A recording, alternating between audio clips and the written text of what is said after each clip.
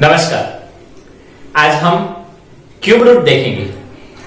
Cube यानी कोई भी नंबर दिया जाए, उस नंबर का उसी नंबर के साथ अगर हम 3 बार मल्टीप्लाई करें तो उसको क्यूब कहा जाता है। जैसे कि 1 का क्यूब 1 1 1, 1 को अगर हम 3 बार मल्टीप्लाई करें तो 1 का क्यूब कहलाएगा और आंसर आता है 1।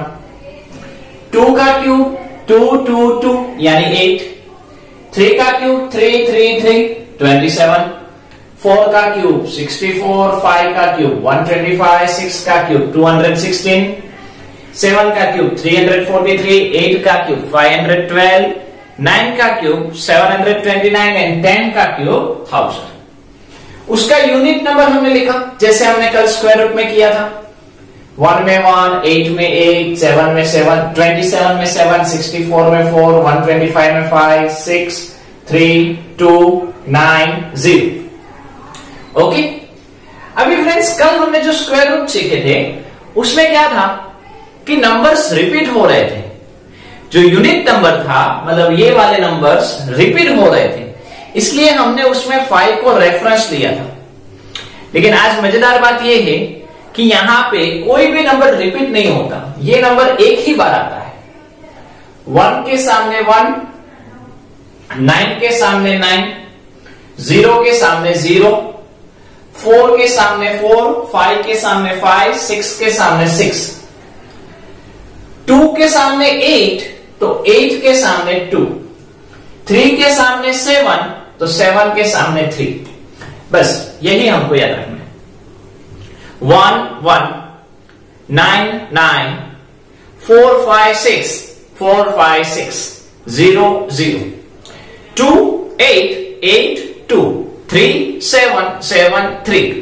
ओके।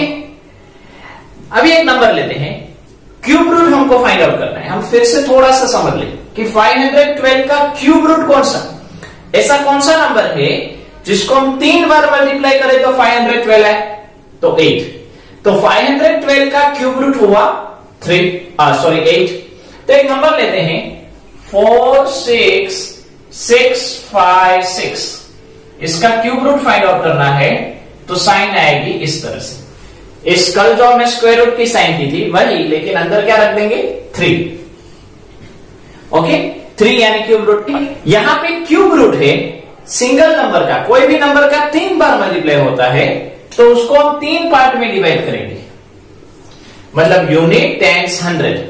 उसके बाद हम पार्ट करेंगे। स्क्वायर में क्या था, स्क्वायर में हम कोई भी नंबर को 2 बार मल्टीप्लाई करते हैं तो हमने 2 नंबर लिए थे। क्यूब में हम 3 नंबर लेंगे। क्यों? क्योंकि एक नंबर का 3 बार मल्टीप्लाई होता है। कल जैसे किया था वैसे स्क्वायर रूट में यूनिट का यूनिट में क्या है 6। अभी यहां पे 6 कहां पे आता है, तो हमने देखा था 6 के सामने 6, तो 6 के सामने 6 मीन्स यहां पे 6 आ गया। 46 किसके बीच में आता है, यहां पे देखो 46 किसके बीच में आता है, तो आप देखोगे कि 64 एंड 27 के बीच में आता है। छोटा कौन 27 का क्यूब रूट 3, तो यहां पे क्या आया 3। आंसर मिल गया 36। सिंपल। एक और नंबर लेते हैं 8 5 7 3 7 5। तो 3 पार्ट में डिवाइड करें तो ये 3 पार्ट और बाकी के जितने भी डिजिट हो, यहां पे ये 3, फिर 1 डिजिट हो, 2 डिजिट हो, 3 डिजिट हो, कोई भी हो। यूनिट में क्या है 5। 5 कहां पे आता है, 5 के सामने 5 आता है, मतलब क्या आया 5। 8 5 7। अभी देखो 8 5 7 किसके बीच में आता है, हम देखेंगे 8 5 7 729 एंड 1000 के बीच में आता है। दोनों में छोटा कौन 729, उसका क्यूब रूट 9, तो आंसर क्या आया 9। मतलब 735 की जगह पे हमने 5 लिखा, 857 की जगह पे हमने 9 लिखा, 95। सिंपल। एक और लेते हैं 2 4 3 8 9। ये 3 पार्ट। 9 में यूनिट में 9 है तो 9 में क्या आता है 9। 24 किसके बीच में आते हैं 27 और 8 में। छोटा कौन 8 का क्यूब रूट 2, आंसर आया 29। सिंपल। एक और देखते हैं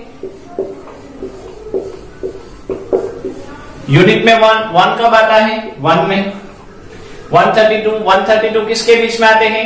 125 एंड 216। छोटा कौन? 125 का क्यूब रूट 5, आंसर आया 51। एक और देखते हैं,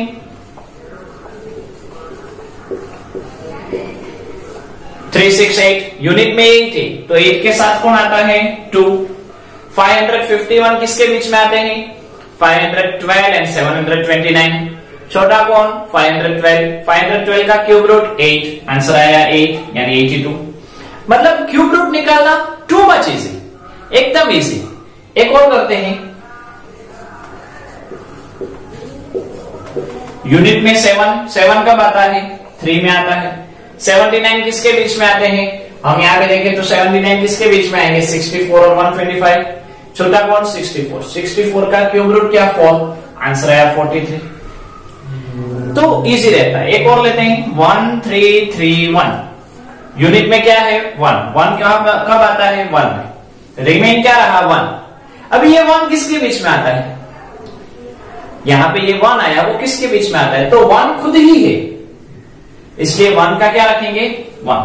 मान लीजिए यहां पे 8 होता तो ये नंबर कुछ भी हो पीछे, लेकिन यहां पे लेफ्ट हैंड साइड में 8 होता तो 8 कब आते हैं? 2 में। तो हम क्या लिखते हैं? 2 लिखते हैं। तो होप आपको समझ में आ गया होगा कि क्यूब रूट किस तरह से निकालते हैं। तो आज यहां तक रखते हैं। नमस्कार।